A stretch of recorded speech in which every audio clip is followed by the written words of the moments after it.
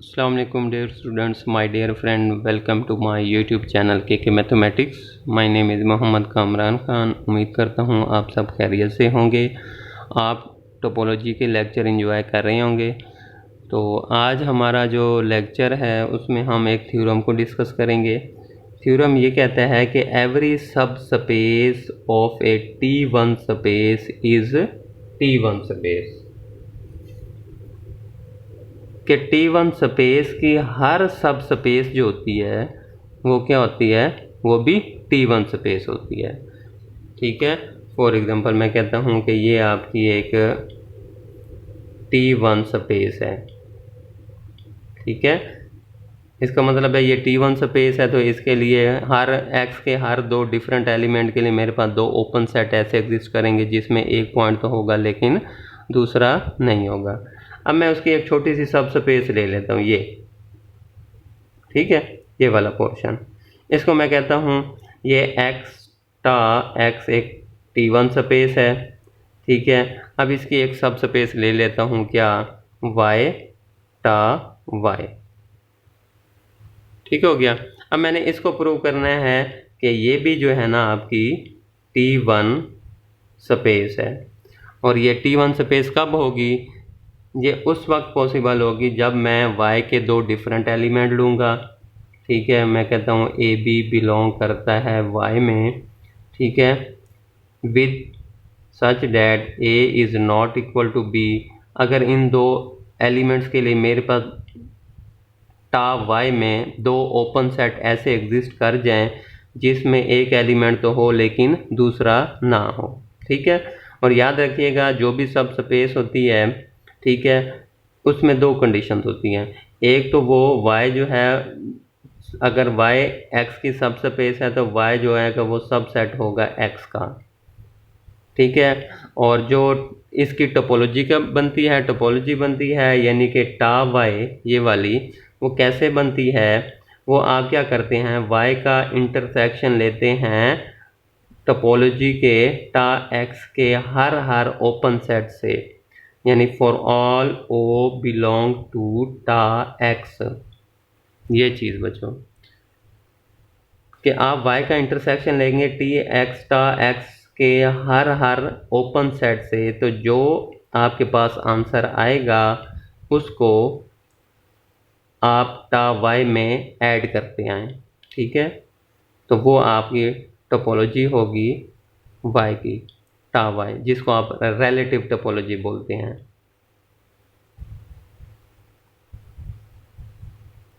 Relative topology, ठीक है, तो इनको एक y सबसेट है x का और ये रिलेटिव टोपोलॉजी, इनको अगर हम ऑर्डर्ड पेयर की फॉर्म में लिखें तो इसको हम कहते हैं सब space of x tau x की। चलें जी, अब हम अपना थ्योरम स्टार्ट करते हैं। हाँ जी, तो कहते हैं एवरी सब space of T1 space is T1। ठीक है, तो मैं एक T1 स्पेस लेता हूँ और एक उसकी सब स्पेस लेता हूँ। मैंने कहा let x tau x be are T1 space. ठीक हो गया जी, एंड y टा y be it's subspace, और y टा y उसकी क्या है, सब स्पेस है। अब मैंने इसको T1 स्पेस प्रूव करना है। ठीक है, no we are to prove that, अब हमने क्या प्रूव करना है कि y टा y is A T1 space. तो कोई मुश्किल नहीं है बच्चों, आ जाओ जी अभी प्रूव कर देते हैं। तो अब मैंने इसको T1 स्पेस प्रूव करना है।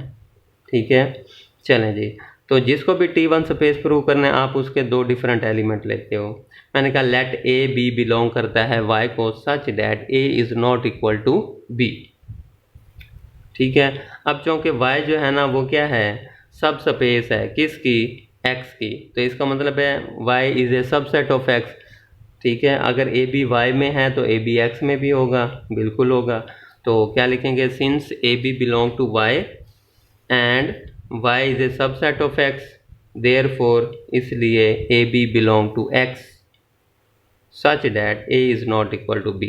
सेम ये कंडीशन कि a is not equal to b होना चाहिए। ठीक हो गया। अब मैंने कहा ए बी बिलोंग करता है x को such that a is not equal to b। अब यहाँ पे देखें कि y जो है, x जो है वो क्या है, T1 स्पेस है। अगर x T1 स्पेस है तो इन एलिमेंट्स के लिए मेरे पास दो ओपन सेट ज़रूर एग्जिस्ट करेंगे टा x में, ठीक है, जिसमें एक पॉइंट तो होगा लेकिन दूसरा नहीं होगा। अब हम वही करेंगे कि since x tau x is a T1 space, therefore there exist two open sets u v belong to टा x such that a belong to u but b does not belong to u, कि जिसमें a, मेरे पास टा x में दो open set ऐसे मिल गए हैं जिसमें एक एलिमेंट तो है लेकिन दूसरा नहीं है। a u में है लेकिन b u में नहीं है, और b v में है लेकिन a v में नहीं है। ठीक हो गया बच्चों, यहाँ तक क्लियर हो गया। चलें जी अब आगे। नो बाय डेफिनेशन ऑफ सब स्पेस, सब स्पेस की डेफिनेशन में क्या था कि दो चीज़ें थी, एक तो y सबसेट होना चाहिए x का, और एक रिलेटिव टोपोलॉजी जो टा y बनाते थे। कैसे बनाते थे? y का intersection o for all o belong to tau x, यानी टा x के हर ओपन सेट से आपने y का इंटरसेक्शन लेना है। तो मुझे ये बताओ बच्चों, u और v किसके बिलोंग करते हैं? टा x को। तो इसका मतलब है कि y का इंटरसेक्शन u के साथ भी लिया गया होगा लाजमी तौर पे टा y बनाने के लिए, और y का इंटरसेक्शन v के साथ भी लिया गया होगा। क्यों लिया गया होगा? क्योंकि u और v टा x के सेट्स हैं या मेंबर्स हैं या एलिमेंट्स हैं। ठीक है, तो टा y बनाने के लिए आप क्या करते हैं? y का इंटरसेक्शन टा x के हर ओपन सेट से आप उनका इंटरसेक्शन लेते हैं, जो आंसर आता है वो टा x को बिलोंग करता है, सॉरी टा y को बिलोंग करेगा इंटरसेक्शन लेने के बाद। तो मेरे कहने का मतलब है कि मैंने y का इंटरसेक्शन ज़रूर लिया होगा u के साथ भी और v के साथ भी। तो मैं सपोज कर लेता हूँ कि y का इंटरसेक्शन मैं u के साथ लेता हूँ तो y1 आता है, और y का इंटरसेक्शन v के साथ लूँ तो y2 आता है।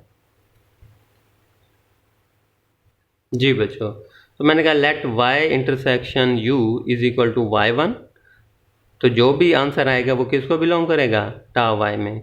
और y का इंटरसेक्शन v के साथ लिया है, ठीक है, तो ये मेरे पास क्या आ गया? ये आपके पास आ गया y2, और y2 बिलोंग करेगा टा y में।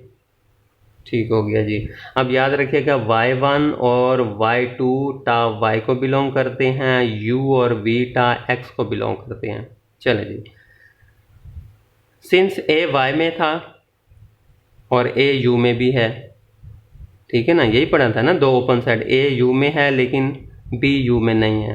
तो मैंने और लेट किया था a और b बिलोंग करते हैं y को, तो सिंस a y बिलोंग करता है y में एंड a बिलोंग करता है u में, देन देयरफॉर इसलिए क्या होगा कि a जो बिलोंग करेगा उनके इंटरसेक्शन में बिलोंग करेगा, और उनका इंटरसेक्शन मैंने कहा y1 है, तो मैंने कहा a बिलोंग कर गया y1 में।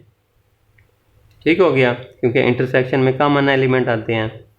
ठीक है, a y में भी है, a u में भी है, जब इंटरसेक्शन लेंगे तो a उसमें भी होगा, और ये चीज़ आपके पता है हमने y1 ली है, तो a बिलोंग कर गया y1 को। सिंस b बिलोंग करता है y में लेकिन b u में नहीं है, ठीक है, पीछे हमने यही कहा ना, एक ओपन सेट ऐसा मिला u जिसमें a तो था b नहीं था। ठीक है, b y में है लेकिन b u में नहीं है, तो u में नहीं है तो इसका मतलब है फिर b उनके इंटरसेक्शन में भी नहीं होगा। ठीक है, और ये चीज़ आपके पता है, ये हमने y1 ली हुई है, तो इसका मतलब है b बिलोंग नहीं करता y1 में। तो मेरे पास टा y का एक ओपन सेट ऐसा निकल आया है, ठीक है, y1, ठीक है, जो बिलोंग करता है टा y को, जिसमें a तो बिलोंग करता है लेकिन b बिलोंग नहीं करता y1 में। ठीक हो गया। चलें जी, अब हम नेक्स्ट को देखते हैं, दूसरे को। हाँ जी, सिंस a, क्या लिखेंगे बच्चों? सिंस a बिलोंग करता है y में और a बिलोंग नहीं करता v में, ठीक है, v में नहीं है, तो v में नहीं है तो इसका मतलब है फिर उसके इंटरसेक्शन में भी नहीं होगा, और y इंटरसेक्शन v को हमने क्या लिया? y2, यहाँ पे देखेंगे y2 लिया हुआ है जो बिलोंग करता है टा y को। ठीक है, तो इसका मतलब क्या हुआ कि a बिलोंग नहीं करता इसके इंटरसेक्शन में, इसमें नहीं करता तो y2 में भी नहीं करेगा, क्योंकि ये चीज़ y2 के इक्वल है। ठीक है, अगर मैं इधर लिखना चाहूँ कि y इंटरसेक्शन v जो है इज़ इक्वल टू y2 है। ठीक है, तो a बिलोंग नहीं करता y2 में। सिंस b बिलोंग करता है y में एंड b बिलोंग करता है v में, तो इसका मतलब है कि फिर उनके इंटरसेक्शन में भी करेगा, और ये y intersection v is equal to y2 है, तो इसका मतलब है b बिलोंग कर गया y2 में। तो मेरे पास कंडीशन सेटिस्फाई हो चुकी है कि for a B belong to y with a is not equal to b, there exist two open sets y1 y2 belong to tau y, जो y1 और y2 दोनों tau y को बिलोंग करते हैं, सच डैट इस तरह है कि a y1 में है लेकिन b y1 में नहीं है, और b y2 में है लेकिन a y2 में नहीं है। तो देख लें कि ये T1 की कंडीशन सेटिस्फाई कर दी, ठीक है। तो इसका मतलब क्या हुआ कि जो y टा y है इज ए T1 स्पेस है, ठीक है। तो हमने कह दिया कि y टा 1 इज आ T1 स्पेस, और y टा y is a T1 space, और y टा y क्या था, ये सब स्पेस था किसका, T1 स्पेस का सब स्पेस था। तो हैंस प्रूव दैट, साबित हो गया, एवरी सब space of T1 space is T1 space, कि T1 स्पेस की जो हर सब स्पेस होती है वो भी क्या होती है, T1 स्पेस होती है। ठीक है बच्चों, तो उम्मीद करता हूँ आज का लेक्चर आपको समझ आ गया होगा। अपना बहुत सा ख्याल रखिएगा, दुआओं में याद रखिएगा। अगर कहीं पे किसी पॉइंट की समझ नहीं आई तो आप काइंडली पूछ लीजिएगा। खुदा हाफिज़।